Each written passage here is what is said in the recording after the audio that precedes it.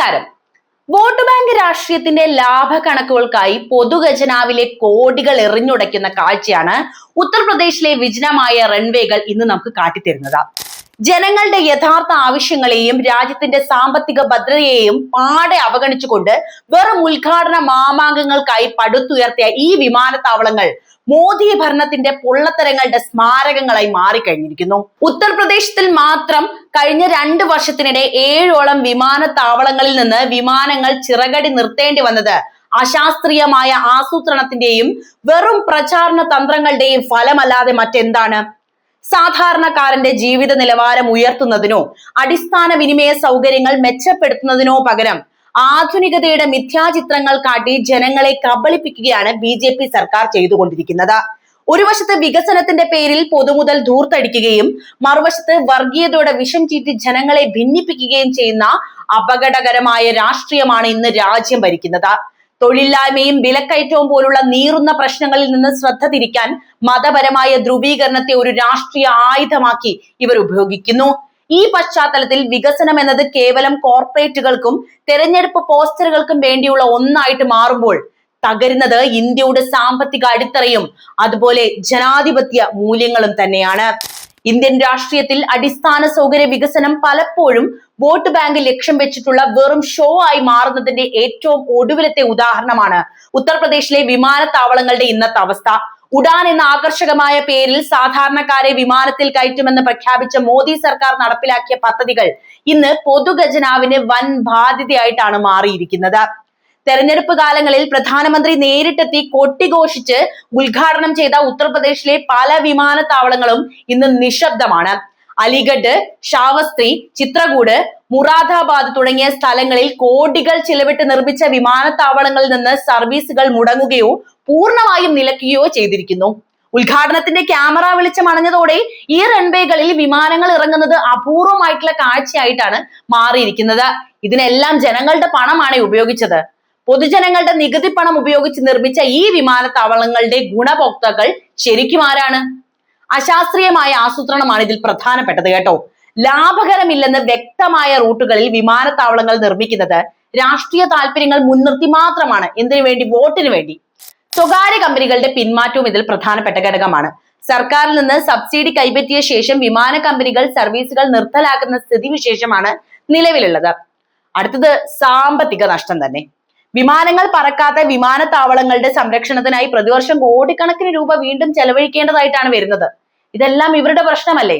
ഉത്തർപ്രദേശിലെ ഷാവസ്തിയിൽ 29 കോടിയും ചിത്രകൂടിൽ 146 കോടിയും ചെലവിട്ട് നിർമ്മിച്ച സംവിധാനങ്ങൾ ഇന്ന് പ്രയോജനമില്ലാതെ കിടക്കുകയാണ്.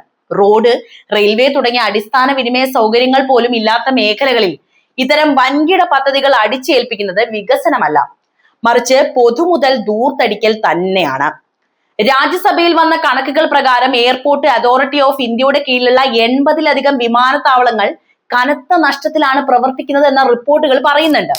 ജനങ്ങളുടെ അടിസ്ഥാന ആവശ്യങ്ങളായിട്ടുള്ള വിദ്യാഭ്യാസം, ആരോഗ്യം, തൊഴിൽ എന്നിവയ്ക്ക് മുൻഗണന നൽകുന്നതിന് പകരം വലിയ കെട്ടിടങ്ങളും റൺവേകളും കാട്ടി വോട്ടുറപ്പിക്കാനാണ് BJP സർക്കാർ ശ്രമിക്കുന്നത്.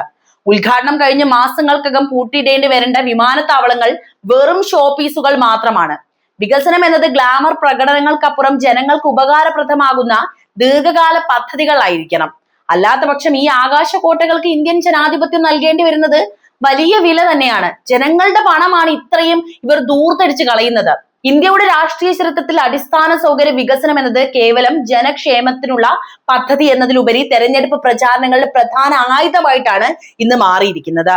മോദി ഭരണത്തിന് കീഴിൽ നടപ്പിലാക്കിയ പല വിമാനത്താവള പദ്ധതികളും ഇതിന്റെ ജീവിക്കുന്ന ഉദാഹരണങ്ങളാണ് എന്നത് നമ്മൾ മനസ്സിലാക്കി കഴിഞ്ഞു. സാധാരണക്കാരന് വിമാനത്തിൽ പറക്കാമെന്ന വളരെ ആകർഷകമായ മുദ്രാവാക്യവുമായി അവതരിപ്പിച്ച് ഉഡാൻ പദ്ധതി ഇന്ന് പാതിവഴിയിൽ തകർന്നു വീണ സ്വപ്നമായി മാറിയിരിക്കുന്നു. തെരഞ്ഞെടുപ്പ് പെരുമാറ്റച്ചട്ടം നിലവിൽ വരുന്നതിന് തൊട്ടു മുൻപ് ധൃതി പിടിച്ച് നടത്തിയ ഉദ്ഘാടനങ്ങൾ കേവലം വോട്ട് ബാങ്ക് ലക്ഷ്യം വെച്ചിട്ടുള്ള ഷോകൾ മാത്രമായിരുന്നു എന്ന് നമുക്കിന്ന് ശൂന്യമായി കിടക്കുന്ന റൺവേകളാണ് തെളിയിക്കുന്നത്. ഉത്തർപ്രദേശിലെ സാഹചര്യം മാത്രം പരിശോധിച്ചാൽ ഈ ആസൂത്രണമില്ലായ്മയുടെ ആഴം നമുക്ക് കൃത്യമായിട്ട് മനസ്സിലാക്കാം.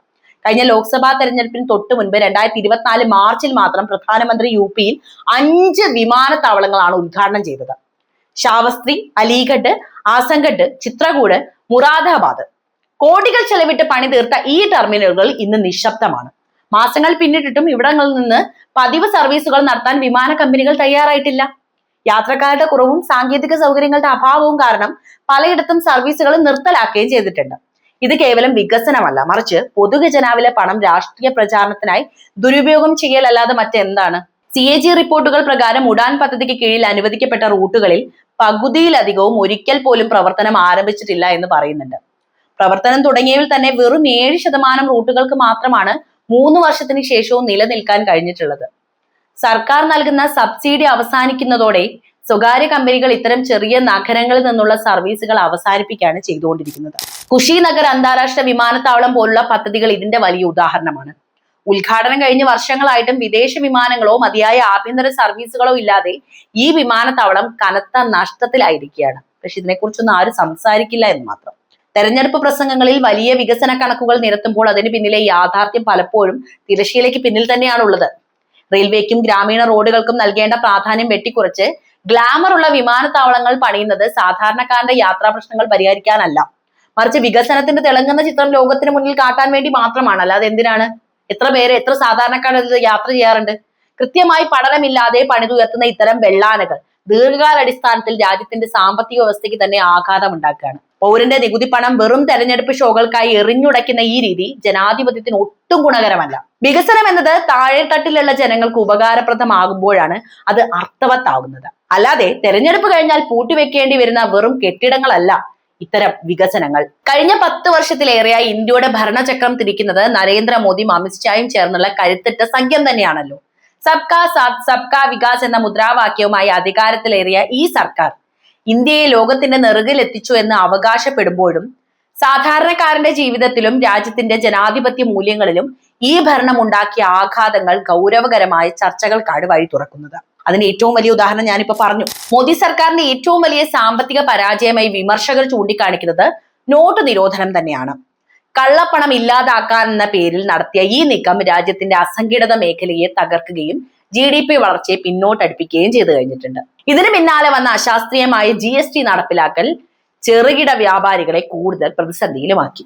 45 വർഷത്തിനിടയിലെ ഏറ്റവും ഉയർന്ന തൊഴിലില്ലായ്മ നിരക്കാണ് രാജ്യം ഇപ്പോൾ അഭിമുഖീകരിക്കുന്നത് എന്ന് സർക്കാർ കണക്കുകൾ തന്നെയാണ് സൂചിപ്പിക്കുന്നത്. മേക്ക് ഇൻ ഇന്ത്യ പോലുള്ള പദ്ധതികൾ വലിയ പരസ്യ കോലാഹലങ്ങൾ സൃഷ്ടിച്ചുവെങ്കിലും പ്രതീക്ഷിച്ച രീതിയിൽ തൊഴിലവസരങ്ങൾ സൃഷ്ടിക്കാൻ അവയ്ക്കായിട്ടില്ല എന്ന യാഥാർത്ഥ്യം BJP തിരിച്ചറിയണം. അമിത്ഷാ ആഭ്യന്തരമന്ത്രി ആയതിനു ശേഷം രാജ്യം സാക്ഷ്യം വഹിച്ചത് മുമ്പെങ്ങും ഇല്ലാത്ത വിധത്തിലുള്ള രാഷ്ട്രീയ ധ്രുവീകരണത്തിനാണ്. ആർട്ടിക്കിൾ 370 റദ്ദാക്കിയതും പൗരത്വ ഭേദഗതി നിയമം കൊണ്ടുവന്നതും വലിയ പ്രതിഷേധങ്ങൾക്കും കാരണമായി. അന്വേഷണ ഏജൻസികളായിട്ടുള്ള ED, CBI എന്നിവയെ രാഷ്ട്രീയ എതിരാളികളെ അടിച്ചമർത്താൻ ഉപയോഗിക്കുന്നു എന്ന ആക്ഷേപവും ഇവിടെ ശക്തമായി തുടങ്ങി. പാർലമെന്റിൽ ചർച്ചകൾ കൂടാതെ നിയമങ്ങൾ പാസാക്കുന്ന രീതിയും മാധ്യമ സ്വാതന്ത്ര്യത്തിനുമേലുള്ള കടന്നുകയറ്റവും ഇന്ത്യയുടെ ജനാധിപത്യ പദവിയെ ആഗോളതലത്തിൽ തന്നെ താഴ്ത്തിയിരിക്കുകയാണ്. പൊതുമേഖലാ സ്ഥാപനങ്ങളുടെ സ്വകാര്യവൽക്കരണമാണ് മറ്റൊരു പ്രധാന വിമർശനമേറ്റത്. എയർ ഇന്ത്യ മുതൽ വിമാനത്താവളങ്ങൾ വരെ പ്രമുഖ കോർപ്പറേറ്റ് ഗ്രൂപ്പുകൾക്ക് കൈമാറുന്നത് ക്രോണി ക്യാപിറ്റലിസം, അതായത് കോർപ്പറേറ്റ് സൗഹൃദ ഭരണം എന്ന ആരോപണത്തിന് കരുത്ത് പകരുന്നതാണ്. ഇന്ധനവില വർധനവും പാചകവാത സബ്സിഡി നിർത്തലാക്കിയതും സാധാരണക്കാരന്റെ കുടുംബ ബജറ്റ് പൂർണ്ണമായും തകർത്തു. ദരിദ്രർക്കും സമ്പന്നർക്കും ഇടയിലുള്ള സാമ്പത്തിക വിടവ് ഈ കാലയളവിൽ വർദ്ധിച്ചതായി ഓക്സ്ഫാം പോലുള്ള റിപ്പോർട്ടുകൾ ചൂണ്ടിക്കാണിക്കുന്നുണ്ട്. ഡിജിറ്റൽ ഇന്ത്യയും UPI വിപ്ലവവും വലിയ നേട്ടങ്ങളായി സർക്കാർ ഉയർത്തി കാണിക്കുമ്പോഴും വിശപ്പും ദാരിദ്ര്യവും ഇല്ലാതാകുന്ന ആഗോള സൂചികകളിൽ ഇന്ത്യ താഴേക്ക് പോകുന്നത് ആശങ്കാജനകമാണ്. വികസനം എന്നത് കേവലം വലിയ കെട്ടിടങ്ങളും വിമാനത്താവളങ്ങളും മാത്രമല്ല, ഓരോ പൗരന്റെയും ജീവിത നിലവാരത്തിൽ വരുന്ന മാറ്റമാണത്. എന്നാൽ മോദി അമിത്ഷാ ഭരണത്തിന് കീഴിൽ വികസനം എന്നത് പലപ്പോഴും തെരഞ്ഞെടുപ്പ് ലക്ഷ്യം വെച്ചുള്ള വെറും പ്രദർശനങ്ങളായി മാറുന്നുണ്ടോ എന്ന് നമ്മൾ ഈ അവസരത്തിൽ സംശയിക്കേണ്ടിയിരിക്കുന്നു. സംശയമല്ല, അത് തന്നെയാണ് സത്യമെന്നാണ് എനിക്ക് തോന്നുന്നത്. നിങ്ങളുടെ അഭിപ്രായം എന്തായാലും കമന്റ് ആയിട്ട് രേഖപ്പെടുത്തുമല്ലോ. നന്ദി.